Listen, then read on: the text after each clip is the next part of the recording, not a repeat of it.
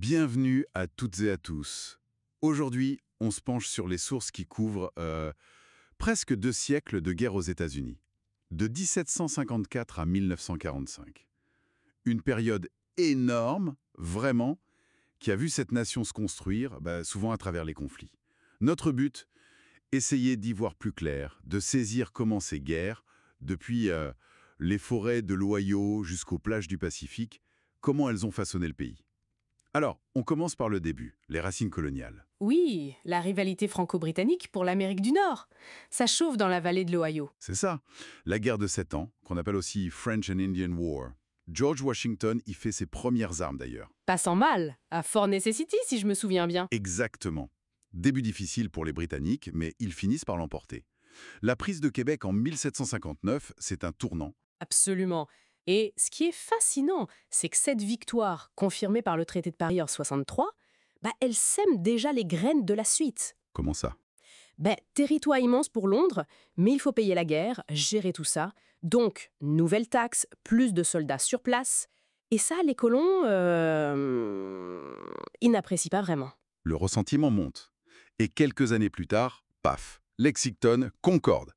La Révolution américaine. Washington prend la tête de l'armée. Il y a des batailles symboliques comme Bunker Hill, même si c'est pas une victoire tactique. Ça galvanise, oui. Et puis il y a les succès importants comme Trenton et surtout Saratoga en 1777. Saratoga, oui. Pourquoi c'est si décisif? Parce que là, ça convainc la France. La France entre en guerre aux côtés des Américains. Ah oui, l'Alliance française, ça change tout. Exactement. Et ça mène à Yorktown en 81, la capitulation britannique. Le traité de Paris de 83 signe l'indépendance. Mais bon, les ennuis sont pas finis. Quel genre d'ennui? Gérer les relations avec les nations amérindiennes, les Iroquois par exemple. Et puis, les pirates barbaresques en Méditerranée, déjà des crises internationaux. D'accord. Alors, la jeune nation cherche à s'affirmer, à s'étendre. Début 19e, nouvelle tension avec la Grande-Bretagne. La guerre de 1812. Saisie de marins, soutien supposé aux Amérindiens. Oui, les causes sont multiples. L'invasion américaine du Canada, c'est un échec. Washington est incendié. Ouch! Mais il y a quand même des victoires navales, la Nouvelle-Orléans, c'est ça. Militairement, bon, c'est un peu match nul, mais ça renforce le sentiment national américain et surtout, ça pousse encore plus vers l'Ouest. Et là, on entre dans des politiques plus dures envers les peuples autochtones, le fameux Indian Removal Act, le déplacement forcé. Une page sombre. Et l'expansion continue. Le Texas, indépendant du Mexique après Alamo, San Jacinto. Ouais. Puis la guerre américano-mexicaine, 46-48, victoire écrasante des États-Unis. Et un territoire immense gagné, from sea to shining sea, comme on dit. Tout à fait. Mais là, chaque nouveau territoire, ça repose la question de l'esclavage de manière de plus en plus violente.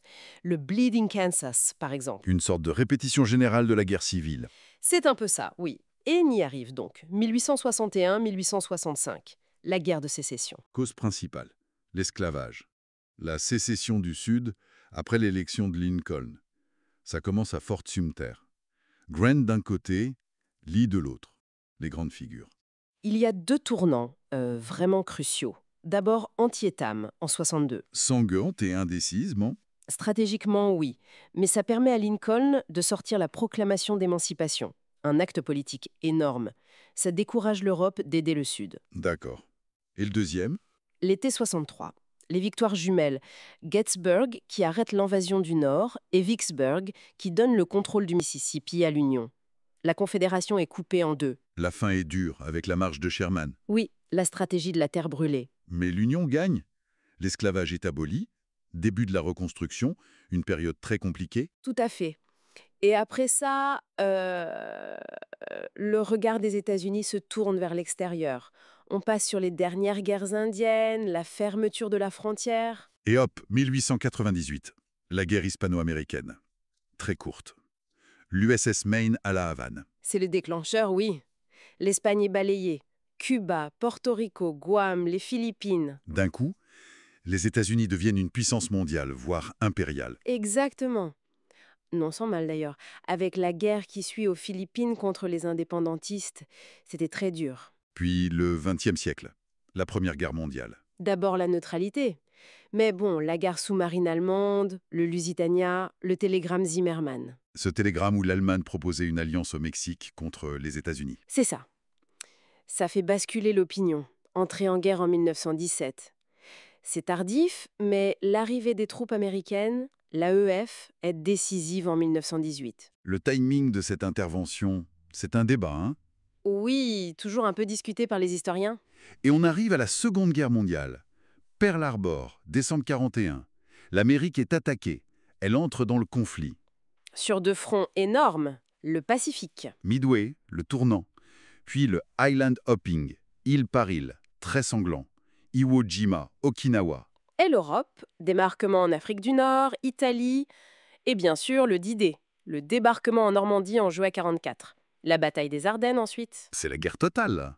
Ah oui, mobilisation industrielle incroyable, rôle des femmes qui change. Et puis la fin tragique, la décision d'utiliser l'arme atomique. Hiroshima, Nagasaki. Pour forcer la capitulation japonaise et éviter une invasion terrestre encore plus meurtrière. C'est l'argument. C'est l'argument principal avancé, oui. Une décision terrible. 1945, victoire alliée. Et les États-Unis sortent de tout ça comme la superpuissance mondiale. Alors si on regarde tout ça, de 1754 à 1945, quel est le fil rouge? Si on essaye de synthétiser, on voit une nation qui s'est construite, qui a défini ses frontières, son identité, sa place dans le monde, à travers une série quasi continue de conflits. De la lutte pour exister à la domination mondiale, chaque guerre a laissé une trace profonde, a redéfini les choses. C'est frappant, oui.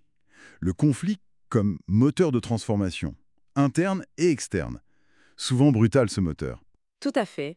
Et ça nous laisse peut-être avec une dernière question pour la réflexion. Oui. Comment est-ce que cette longue histoire, souvent violente, de conflits, d'expansion, de projection de puissance, comment est-ce qu'elle peut nous éclairer aujourd'hui pour comprendre les enjeux actuels, le rôle des États-Unis dans le monde ?